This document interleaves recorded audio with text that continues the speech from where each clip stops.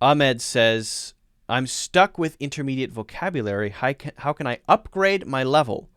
And then adds, when I write essays, I need to use intermediate language.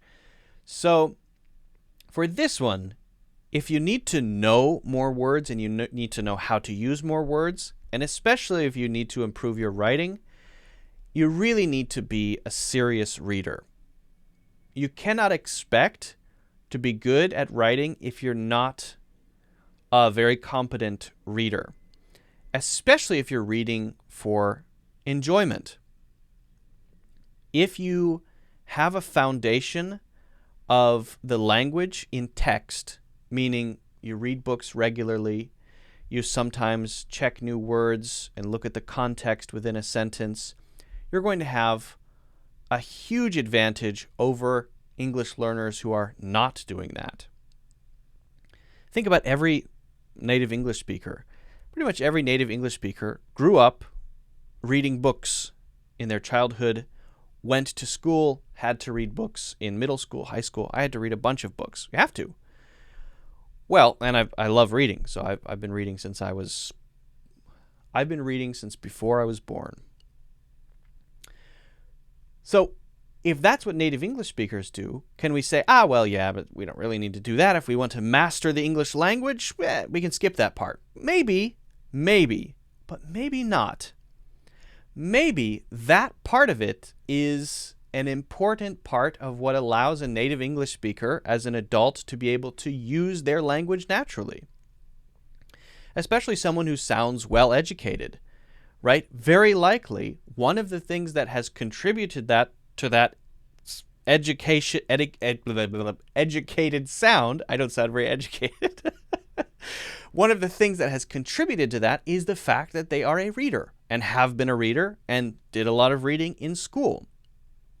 Because that's how you acquire, one way that you acquire vocabulary. You will acquire vocabulary from daily usage, being surrounded by the language. But I would guess if you listen to two native English speakers, the same age, one who had spent their whole life reading books, the other who had read maybe one or two books in their entire life, you would notice the difference. You would be able to tell that person's a reader, that person's not. You would be able to tell. I'm 99% sure. So it does make a difference. It contributes to your ability to use the language, your knowledge of different structures, patterns, idioms, phrases, ideas, right? It's a way to constantly, it's a wealth, it's a resource to constantly get more stuff that you can then use, especially if you're getting that in context, which you get when you read a book, okay? So as an English learner, to decide not to do that would be to say, I'm not going to really have a lot of input. I'm not going to have a lot of that raw material that a native English speaker would have. And yet I expect to have good English, to be able to use the English language well. Well, that doesn't really make sense, does it? How can you get one without the other? Well, maybe you can, but it's going to be quite a challenge, especially if you're trying to write something, right? So I maintain that having that foundation of reading is essential for being able to use the language naturally. Because as you read, even if you're not studying every single sentence and writing down every new word, even if you're not doing that, you're reading for enjoyment, you're going to be picking up naturally grammar structures, patterns, idioms, phrases, cultural background, all of those things, and it's going to weave together a foundation that's going to support you whenever you need to use the language, and you're going to be able to pull from that vast resource. The more you read, the better. There it is when you need it. That word, that structure, that pattern, that idiom, that style of sentence, better context, not